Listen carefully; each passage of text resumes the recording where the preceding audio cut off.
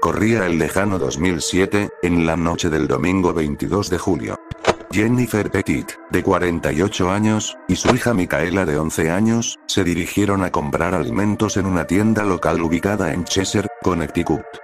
Las compras eran parte de una cena que Micaela tenía planeada desde hace semanas, y finalmente se le presentó la oportunidad. Madre e hija no tenían idea de que mientras realizaban sus compras, estaban siendo observadas en silencio por un criminal llamado Joshua Andrew Komisarjevsky. Joshua estaba seguro que podría robarles, así que decidió seguirlas hasta su casa. Joshua no estaba solo en ese crimen, contaba con la ayuda de Steven Joseph Hayes. La familia Petit gozaba de una posición económica estable. Jennifer y su esposo William se desempeñaban en el área de medicina, se casaron en 1985 y tuvieron 2 hijas. Micaela, de 11 años y Hailey de 17, al igual que sus padres, ellas tenían previsto dedicarse a la medicina. En la madrugada del 23 de julio del 2007, arribaron a la casa de los Petit Joshua y Steven. Aunque presuntamente tenían pensado hacer un robo normal, tuvieron un cambio de parecer y convirtieron un cargo criminal relativamente común a uno de los incidentes más espeluznantes de los que se tenga registro. Sigilosamente ingresaron a la casa, y pudieron ver al padre, William Petit, durmiendo en una habitación con varias ventanas. Los criminales encontraron un bate de béisbol en el sótano, que estaba sin llave, tomaron el objeto y con él le asestaron al menos 5 impactos contundentes a William, dejándolo inconsciente durante unos momentos. Lo amarraron con bridas de plástico. Ataron también a los demás miembros de la familia, y empezaron a buscar el dinero de la casa, encontrando en un compartimento $15,000. Al no quedar satisfechos con la cantidad, decidieron llevar a William al sótano y amarrarlo a un poste. Posteriormente compraron galones de gasolina con el dinero robado. Aproximadamente a las 9 de la mañana, Steven Hayes llevó a Jennifer a ir al banco para retirar más dinero. Mientras que Joshua se quedó con la familia de ella. Jennifer le dijo a la cajera del banco que estaba siendo obligada por unos criminales a hacer el retiro de $15,000, la trabajadora le dijo que llamaría a la policía. Jennifer aceptó, pero le pidió que indicara a los oficiales de no entrar, pues temía que si ellos notaban algo raro acabaran con su familia. Cuando Jennifer regresó, Joshua se aprovechó de Micaela. Micaela, quien se encontraba amarrada de manos y pies en la cama, sufrió de la perversión de Joshua, quien en un intento de eliminar evidencia, le vertió energía en el área íntima a ella. Él grabó y fotografió todo lo que hizo con Micaela. Mientras tanto, Steven Hayes hizo el mismo acto con Jennifer Petit. Cuando esto estaba ocurriendo, William, quien estaba escuchando todo lo que ocurría, pudo liberarse y salió arrastrándose a pedir ayuda a un vecino. Cuando los criminales se percataron de que William se había soltado, decidieron acabar con todo. Steven privó del oxígeno a Jennifer con sus propias manos. Seguidamente, vertieron combustible en Jennifer, en varias partes de la casa y en las otras 2 hijas, que aún seguían con vida. Incendiaron la casa con ellas dentro.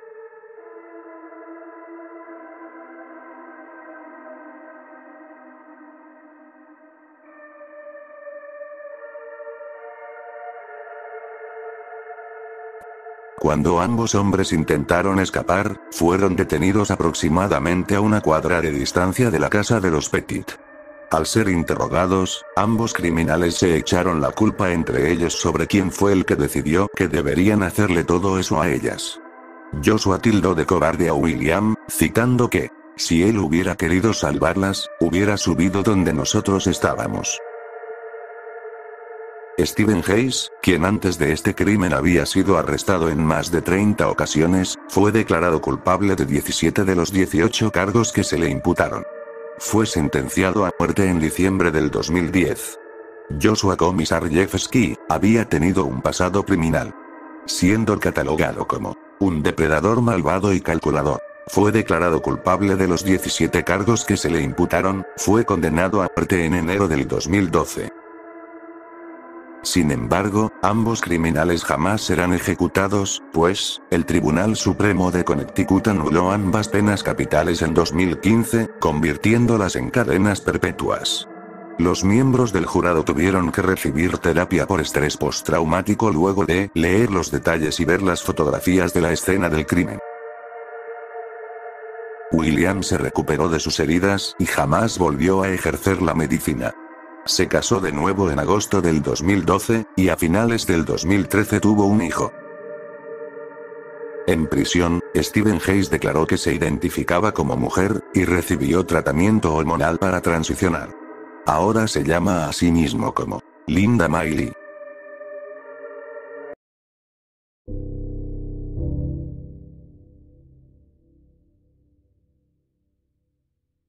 El 1 de marzo del 2006 nacería en el Reino Unido Peter Connelly. El nacimiento de Peter no estaba planeado por sus padres, y al poco tiempo de haber nacido, su padre biológico se marchó de casa, dejando a Peter al cuidado de su madre, Tracy Connelly.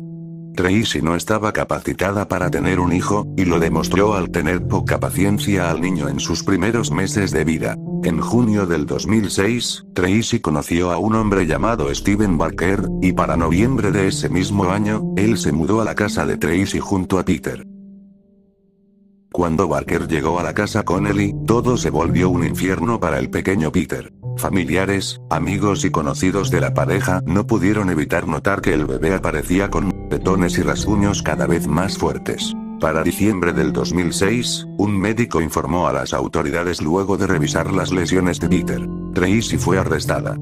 Peter fue puesto al cuidado de un amigo de la familia, pero regresó a su hogar tan solo 5 semanas después, en enero del 2007. Un mes después, una ex trabajadora social que ya había visto la condición en la que vivía Peter, le envió una carta al Departamento de Salud, prácticamente rogando por que se investigara al niño. Para abril del 2007, el bebé fue ingresado de emergencia al hospital. Presentaba 2 ojos morados, tan hinchados que muy apenas los podía abrir, además de un bulto que sobresalía del lado izquierdo de su cabeza. Fue dado de alta sin mayor cuestionamiento a su madre.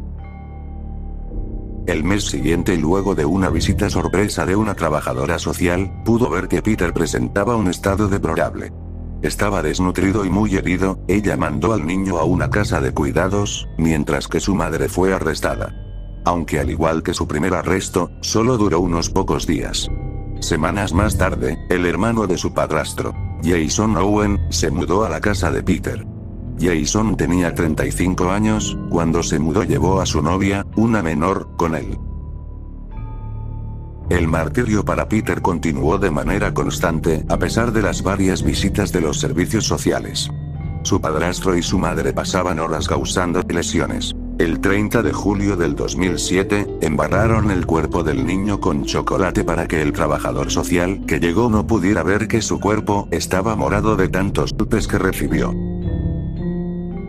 En el mes de agosto, 3 días bastaron para sellar el destino del bebé. El 1 de agosto, el niño fue revisado por una clínica infantil. La gravedad de las lesiones hizo que la denunciaran de nuevo. Al día siguiente, la policía le informa a Tracy que no será arrestada por la denuncia. El 3 de agosto del 2007, luego de más de 9 meses de lesiones, malos tratos y negligencia, finalmente el cuerpo de Peter Connelly se rendiría. La última paliza que le dieron le quitó la vida. Su cuerpo fue encontrado sin signos vitales en su cuna. Peter Connelly fue visitado en más de 60 ocasiones por los servicios sociales, fue atendido más de 14 veces por sesiones de trato, y aún así, nadie se tomó en serio las denuncias para retirarle la custodia a su madre. Varios trabajadores sociales y médicos fueron suspendidos de sus cargos luego de que se descubriera la negligencia con la que actuaron. La autopsia reveló que Peter Connelly tenía las costillas y la columna rotas, presentaba hematomas en todo su cuerpo, las uñas de sus manos habían sido retiradas de manera brusca, y sus dedos presentaban heridas como si alguien los hubiera querido cortar. Un diente fue encontrado en su intestino, lo que indica que lo perdió y se lo tragó luego de recibir un puñetazo en el rostro. El 11 de noviembre del 2008, Steven Barker y Jason Owen son culpados oficialmente del fallecimiento de Peter Connelly. El mismo cargo se le imputó a Tracy. Jason Owen fue condenado a 6 años de prisión, aunque solo cumplió 3, salió en libertad pero fue ingresado nuevamente por no cumplir las normas de la libertad condicional. Steven Barker fue sentenciado a cadena perpetua, pero tiene la posibilidad de salir en libertad condicional luego de haber cumplido una parte de la condena. Tracy Connelly fue sentenciada a un mínimo de 5 años de prisión. Pese a que se intentó demostrar que ella había tenido un papel importante en el daño que recibió Peter, estos cargos no se le atribuyeron. Salió en 2013 en libertad condicional por buen comportamiento, pero reingresó en 2015 por no cumplir los lineamientos de la libertad condicional. Fue liberada en 2022 y regresó a prisión a finales del 2025. Actualmente permanece en custodia y se sigue evaluando si representa un peligro para los infantes.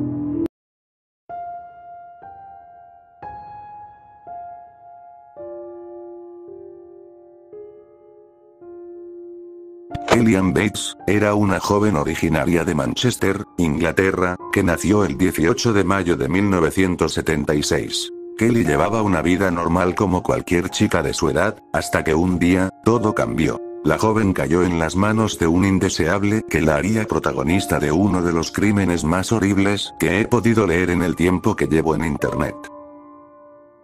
En 1993, Kelly tenía tan solo 14 años cuando se cruzó en su camino un hombre mucho mayor que ella, llamado James Smith. James le dijo a Kelly que él tenía 32 años. Su edad real para ese momento era de 45 años. Él era descrito como un hombre tradicional, bien vestido y que aborrecía el tabaco.